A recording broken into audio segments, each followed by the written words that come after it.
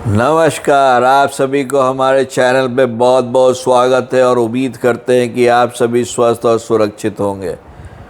आजकल गर्मी का मौसम हिंदुस्तान में आ चुका है और सारी तरफ लू चल रही है। उम्मीद करते हैं कि आप सभी अपने को हाइड्रेटेड रखे होंगे, काफ़ी पानी पी रहे होंगे और तभी बाहर निकल रहे होंगे जब उनकी ज़रूरत हो।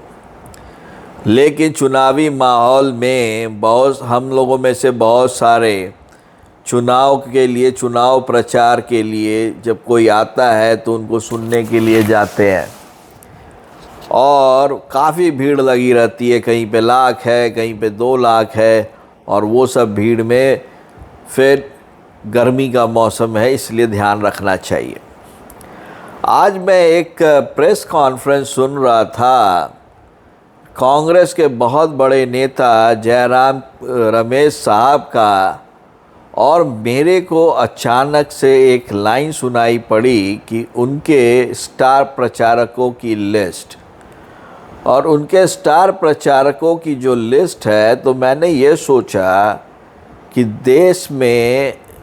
देश को चलाने के लिए आपको कम से कम कोई एक्सपीरियंस होना चाहिए। बात सही है कि नहीं?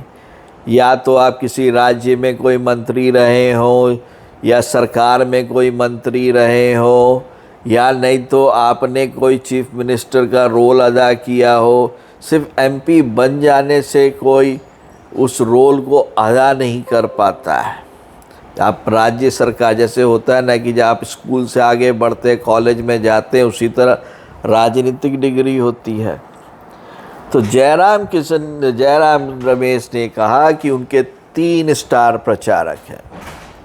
खड़गे साहब, आपके राहुल गांधी जी जो डी फैक्टो प्रेसिडेंट भी हैं कांग्रेस के, जो मैं मानता हूँ मेरे ओपिनियन पे, और उनकी बहन, तीनों स्टार प्रचारक हैं। प्रियंका गांधी जी भी हैं। प्रियंका गांधी जी अभी तक एक चुनाव नहीं लड़ी, कोई पद नहीं है, कोई एडमिनिस्ट्रेटिव एक्सपीरियंस नहीं है। यदि आज के दिन में यदि कांग्रेस चुनाव जीत जाती है तो एक बहुत बड़ा पोर्टफोलियो वो मैनेज करेंगी। लेकिन उनके किसी भी भाषण में इस देश के लिए उनके क्या विचार हैं, वो इस देश को किस डायरेक्शन में ले जाना चाहती हैं, ये मैंने नहीं सुना। यदि आप सुने होंगे तो कमेंट लाइन पर ज़रूर लिखिए। दूसरे हमारे राहुल गांधी जी हैं, ज़बरदस्त वक्ता है मेरे राहुल गांधी जी, जिनको देखकर ही मोदी साहब थर थर कांपने लग जाते हैं, जैसा उनको लगता है।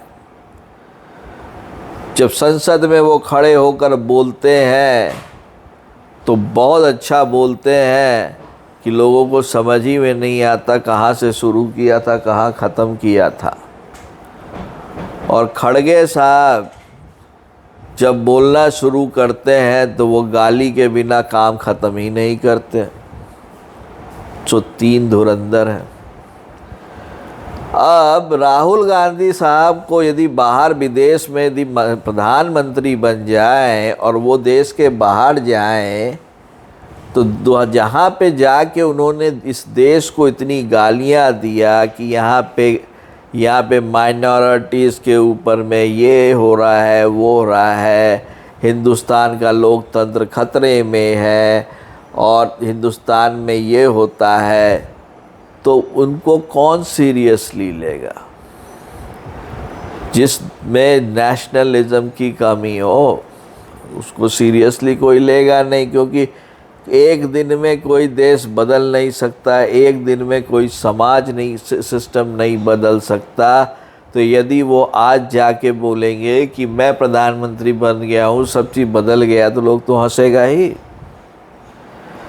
हमारे खड़गे जी हैं, बहुत सालों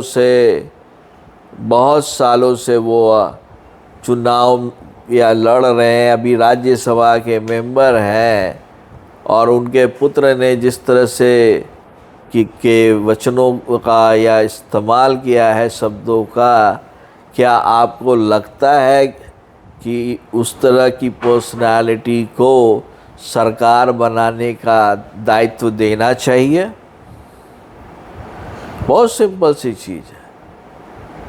आप जयशंकर जी को देखिए, उनकी पर्सनालिटी को देखिए, उनकी ग्रेविटी को देखिए, उनकी डिग्निटी को देखिए, the way he composes himself and the way he talks with the other counterparts of the other countries, it shows the class, it shows that what India is all about.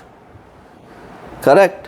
तो उनको वो जब बोलते हैं तो आपको सुनने का मन करता है, और वो जब बोलते हैं तो वो ये बोलते हैं, सुनिए भाई साहब, हम हिंदुस्तान हैं, आप आगे कुछ बोल नहीं सकते हैं, पहली मेरी बात सुनिए, यदि इस तरह से करना है तो करिए, यदि आप सही बोलिएगा तो बात सुनेंगे, गलत बोलिएगा तो आप अपने घर रहिए।